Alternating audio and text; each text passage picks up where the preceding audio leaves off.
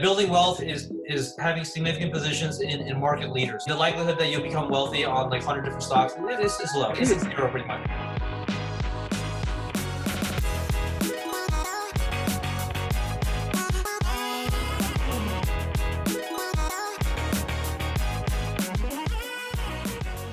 Yeah, at least the watchers of the videos can take comfort that they have skin in the game, and if they lose, their loss is magnified. So I mean, yeah, so I like that better. I agree. I could shill like 5 different stocks and that they all go down and like it doesn't matter. It doesn't hurt me. So I could just basically talk shit. But on the flip side, some viewers might think like, oh, because you have skin in the game, I can't expect to get objective information from you because you're invested. So obviously you would shill for it. So what would you say to that? Like you're not supposed to shill for stocks that you're invested in because that's like market manipulation or something. Well, yeah, so I don't have a problem with it as long as they present like facts, right? Oh, production numbers, revenue, R&D expense, general selling expense, like projected revenue from the company, things like that. Yeah. Or analyst review, right? So I mean, if they're using fairly objective numbers, I don't have an issue with it. But if they're saying, oh yeah, it's gonna go to the moon, it's going to the moon, like how a lot of YouTubers do. Yeah. Then yeah, I mean, I have the issue with that, and especially if they're doing a different stock every day. I mean, sure. It's just, for me, it doesn't seem like socially responsible. Okay. Yeah. So yeah. I mean, we've talked so many times, and I have like a few like huge positions. These are solid companies, Yeah, and I'm basically just copying your positions. Right. If you and I didn't talk, then you wouldn't have gone to X company in the pre-IPO deal, right? Yeah. Yeah. Yeah. So because you knew me, you knew this opportunity was available for X company. Yeah, I didn't even know pre-IPO was like a thing until I talked to you. But that's also, I mean, I think all this stuff, like it comes down so much to luck, to be honest. Yeah, of course. Like, because most people don't know about pre-IPO deals because there's nobody around them that's a millionaire that could tell them this even exists. Right. That's a majority of people. So you can't expect, or you shouldn't judge them for not knowing. It's just not on their radar. And the fact that, and like even the fact that I know from you is crazy because I'm surrounded by friends that are all like a lot of doctors, a lot of engineers, like they're all going to be millionaires or they're already millionaires and even they don't know about it. So there's so much people don't know about finance because it's like a whole separate thing. Like you could study your whole life about finance and not even know what an MLP is, which I think is hilarious because that group of people, they're all finance people like on YouTube, right? Yeah. You would think they're experts and MLP is such a big part of that, but nobody knows about it, which is crazy. Except Justin. My mind. Except Justin, and probably, which is why you liked him. Yeah. So he knew, right? So I told him, hey, the C Corp, dividends are, they're taxed at a higher rate than MLP distribution, right? He's in the game, hedge fund analysts, they study this crap all day long. Yeah, I would take more comfort listening to him, right? Versus Joe Schmo with nothing, Even me, right? Like I give advice here and there, but I would never push a certain company, right? Because I don't want to be liable for someone's loss if they listen to me casually. I think it's okay for people to put out whatever content they want. I do think it'd be nice if like regular people understood the tiers of knowledge people are. So, because Justin has this background, I do think people should listen to him more. Like he should be given more respect than some, 19-year-old pushing penny stocks. People should be able to differentiate that. But I think the problem is that, people just find a personality they like and they don't have the experience to judge how much this person actually knows. I think which is dangerous. I mean, which is dangerous. That's true. I mean, it can be dangerous. Yeah. So if you have a YouTube channel, right, you have to take some kind of social responsibility, and part of having social responsibility is having skin in the game with things that you're talking about, right? You can't just say, oh, this thing looks interesting, but I don't have any shares. I don't have any skin in the game. So I think that way, like, I mean, I think as long as you're transparent about that, then at least your viewers know, like, if they know you're not invested in it, they should be able to understand, like, well, he says it's good, but he's not invested in it. Yeah, I mean, your words are more impactful if you have significant positions in the things that you're presenting. So I just think that that's part of being, like, responsible, like, toward your viewers. That's just my opinion. But sure. But yeah, I mean, I have nothing to prove to anyone. I don't give a crap if someone like drags my name through them. I don't give a crap. Nothing can take away my accomplishments. So that's why I don't care. Like if if oh yeah, he badmouthed, and again, I didn't do it maliciously, right? Yeah, It's just yeah. something I mentioned, right? Because this guy, he keeps mentioning, oh, this is my play account and I have a Vanguard account. I'm like, okay. So I mean that kind of assumes that you're just like deferring part of your money into a Vanguard account, right? You're not putting like, and plus he has a family, right? So like, there's no way he can be saving like a lot of money. There's no way. But yeah, I mean that's just me making judgments, and assumptions. But like that's just my guess, because like if you're gonna sprinkle in 100 shares of that, 10 shares of that, and like for me, I just think it's a little disingenuous, like not to. It just presents so many stocks. Yeah. And well, it's not just disingenuous. You think this is an inefficient way of investing. Like you're not going to make money in the long run. That's the key point, right?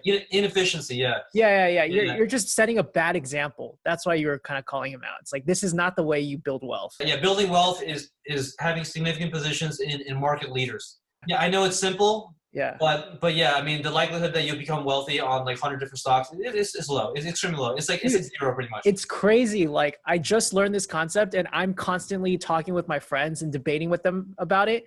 Yeah. And like, they never even really considered that idea, and neither did I before I met you.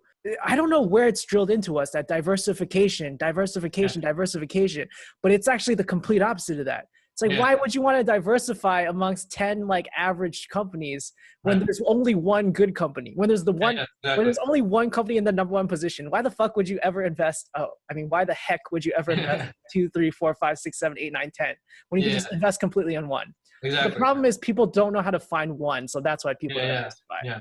No, I get it, but like the way you can diversify is you just invest significant amounts in different market leaders, right? Yeah, and different number ones. Yeah, exactly, right? Yeah. There's all, like Palantir's like the number one data analytics company, right? Mm-hmm. And then the other deal I'm getting in, like it's like leader in cloud data management and storage, right? You have like data, right? And then you have different sections of data, right? Wait, you're gonna tell me what that is after the stream, right? Or I told you, I'll tell you after. You tell me. Oh no, this is for the Patreon only members. If we ever start Patreon, you have different like sectors of data, right? Data analytics, data storage. Cloud services. Yeah. So I mean, there's like leaders in all of them, right? So it's like, it's not like you can't diversify. But if you want to diversify across different industries, just get a S&P 500 index fund, or VTI. VO is 500 and VTI is like 3,000 plus. Let's talk specifics. So you've talked publicly about like what companies that you're currently in pre-IPO, right? Mm-hmm. So I'm gonna say it. Is that okay? Yeah, sure. You're an Impossible, right? Yeah. So Impossible might be a market leader, but its competitor is Beyond. So if like I'm a newbie investor, I see these two companies, like how do I judge which one is going to be market leader? Like why wouldn't I maybe get into both to kind of well number one, right, you can't even get to regular people can't get into Impossible. So that's hypothetically, if I could, once I can also get into Impossible, these are two companies that like both seem to be at the top of vegetarian meats or whatever. So how would So what I'll say is like you taste both products. Okay. You taste Beyond Meat and you taste Impossible. But for me, the differentiating factor for Impossible is they use leg hemoglobin, right? So they use the soybean roots, the extract, right? Mm-hmm. So it creates a very like the umami flavor in the product is very intense, right? And again, I've tried both. Beyond is okay too, but I think Impossible's mission statement is to get closer to the actual taste and replace beef completely. But yeah, I mean Beyond is fine, but like I feel it doesn't like simulate beef as well as Impossible, in my opinion, like beef. But there's also products, right? Like Impossible is going to the Impossible milk.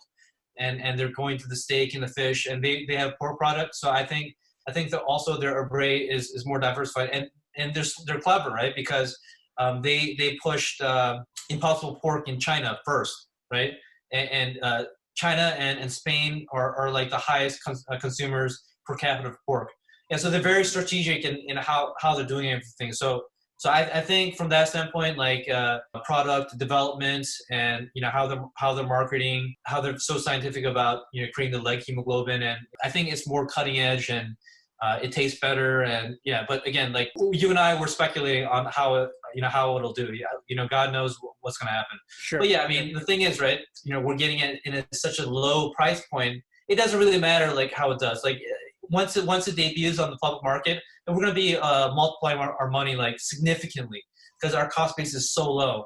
So that's the advantage of high net worth individuals, getting into these positions, right? I mean, what's the likelihood that Palantir would have gone under $7 and sustained that level under $7? It's like zero, pretty much. Yeah. Now yeah. It just touched 40. It's like 33 today. But anyways, like that's besides the point, right?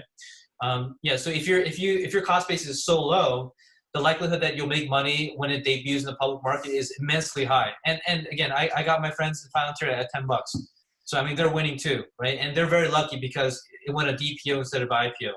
So there wasn't that significant share markup when it came to market. So I mean, yeah, I mean, investing is very interesting, but yeah, I mean, again, market leaders, but again, there are many market leaders. Again, if you're going to sprinkle your money across 100 different stocks, just get an ETF. I mean, it's less headache for you, to be honest. Yeah, makes sense. Yeah, but again, I'm not like a malicious guy. I mean, I have no reason to hate on anyone.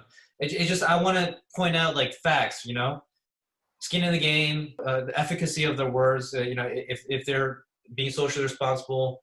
No, I completely agree with you. Luck has a lot to do with it, but I would feel better listening to advice from someone who's kind of grinded, and kept like expenses low, and just being reasonable. Sure. Versus like someone who just has like less than 5 years investment experience. You barely know life if you're just if you're like 20 something. You don't know shit. Yeah, I don't know shit. I mean, for me, I don't consider myself like that knowledgeable either, right? Like I can't imagine myself like 10 years ago giving investment advice. I think that would be kind of irresponsible, in my opinion. Sure. But yeah, I get it. People have to like eat, and they want to get the clout and notoriety with trying to give investment advice, and maybe one of the videos gets viral, they hit, makes good money, then they get more clout, and they can push their products, whatever. But yeah, I mean, I don't sell shit on my. I mean, I sell one book on my platform, right? But they can read it for free on Kindle Unlimited. It's not like like I'm pushing the book. But I do mention it because, like, considering the fact that you can read it for free. I mean, you read it. I mean, I released new versions, but it's not so much like what to invest in. It's like the mindset. You try to maximize your income, you reduce your expenses, and even if you invest money consistently in an index fund, you'll be fine when you're like 45, 50, right? Most people work until 65. So, I mean, you're still winning at that point. It also mentions, the pitfalls of, divorce and marriage and all that. Mm-hmm. So that's also another important thing that I want to express in the book. Again, people are free to read it for free, and hey, you can't lose. If you spend $10 on the book, right, you will get like thousands and hundreds of thousands of dollar value out of it just by reading and adopting the mindset. Again, it just kind of bothers me a little bit that not every YouTuber is like, it's not like 100% like transparent. Like they're not like 100, 100, like. Yeah, I think that also the issue is a lot of these YouTubers that are pushing these stocks to make money ultimately are going to be making money just on the videos.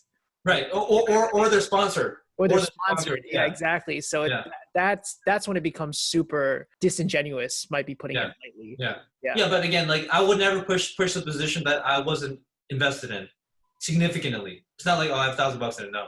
I mean, I put in 268,000 into AMC. Yeah, that's a lot of money, right? For most people. Yes, for most people, it probably is a lot of money. How's that position doing right now? I'm up a little bit. What was your cost basis? Like 11.51. I think is it at $12 or $13 now? Something like that. Oh God, is it?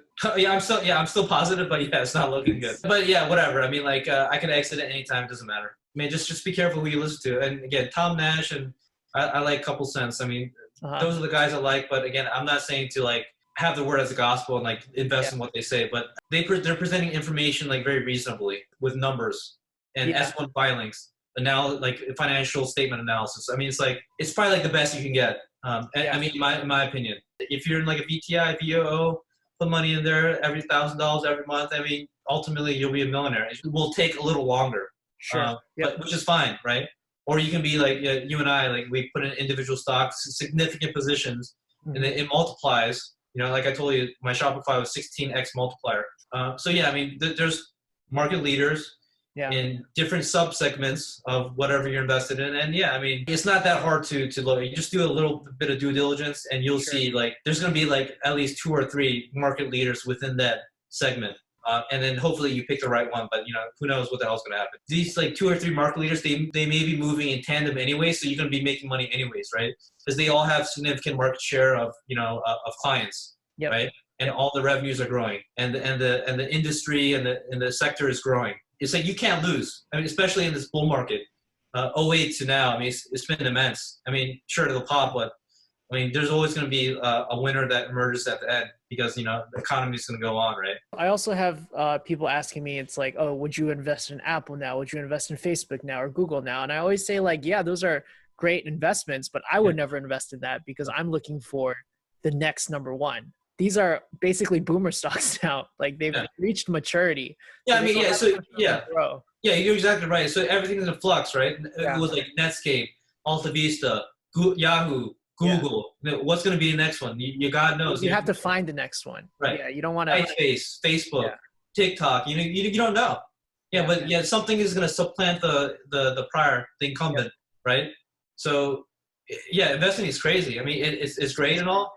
It has absolutely tons of risk, and you shouldn't be chasing after the next big thing unless you analyze that it's the respective market leader that will lead this industry into the future. But yeah, I mean, Facebook is smart, right? They bought Instagram, WhatsApp, things like that.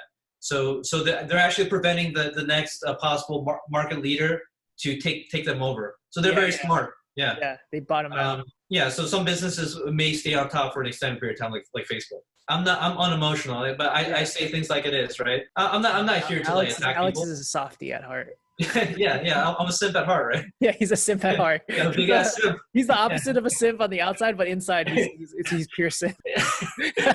So I mean, like, what the hell, like, I'm just trying to spread the word, right? Of being austere. Sure. Nothing wrong with like, eating the same meals every day or going on vacation. It's fine. Like if your goal is to retire early, not doing things to impress people, right? Because you're only hurting yourself, right? You're impressing people that you don't know because you're allocating this capital to something else that's depreciating or valueless, right? Monetarily, when you can instead be investing it. So I mean, I'm just trying to spread the correct word, right? The right word. So, and again, I don't push in the book to be completely austere. Do like a little hobby, right? That's a small percentage of your budget. But yeah, I mean, I'm never gonna say, oh, get the Audi, Lambo, Mercedes, BMW, because I know that's gonna hurt way more people than it is to help people, right? So I mean, to me, it's common sense. Sure. But again, I don't like people pushing the other narratives. Like you can have it all. You can have your cake and eat it too. That's not the case for like the vast majority of people. Yeah. Most people will suffer to get their first million. I mean, that's just a fact, right? Not everyone's parents going to give them like $1 million. Not everyone's going to be at like a 400K per year surgeon or whatever, right? So we're talking about the very small few percent of people. And again, you verified all my assets, right? So it's not like I'm lying to you, I sent you everything, right? Yeah, I mean, like people won't be able to get this same level of transparency between themselves and another YouTuber. And again, my suspicion is that not a lot of them are wealthy. My thoughts, right?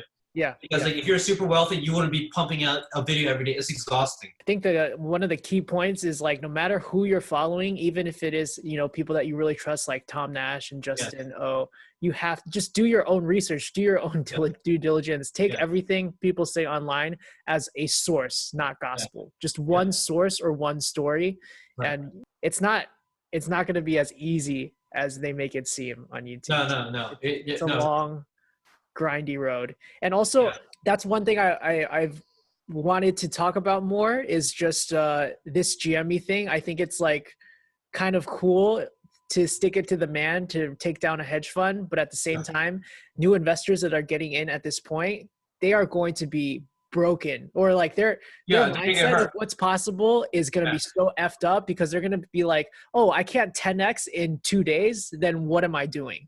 And they're not going to understand that like a 25-30% return is like really good per year. It's abnormally good for 1 year. Abnormally good for 1 year. 10x over 5 years is abnormally good. And people are 100xing in like seconds. I think it's more important than ever that people understand what investing truly is. And that's living simply, doing a shit ton of research and picking your stocks with good fundamentals in the long run. Like you can't depend on these mechanical squeezes. No. Don't invest on squeezes. That's the most important thing ever. That's why I stress in the book, do long multi-year hold positions on market leaders, segment leaders. And that's exactly what Chamath Palihapitiya is suggesting. I love saying his name, Palihapitiya. Palihapitiya. It feels good in the mouth. Palihapitiya. Yeah, pause. Yeah. I think we've covered most of it for today. Do you have any last words? You want to talk about your book one more time? What's it called? Where can they find it? I'll plug it with my normal spiel. If you are interested in my book, please check on Amazon. It describes how I became a multimillionaire at age 35 by only having salary income 40K to 81.5K from the ages of 22 to 35. It goes over income, expenses, and more importantly, investing. So that's it, guys, and stay tuned for the next video. Thanks, Alex. You gotta cut it up so like we don't sound stupid, right?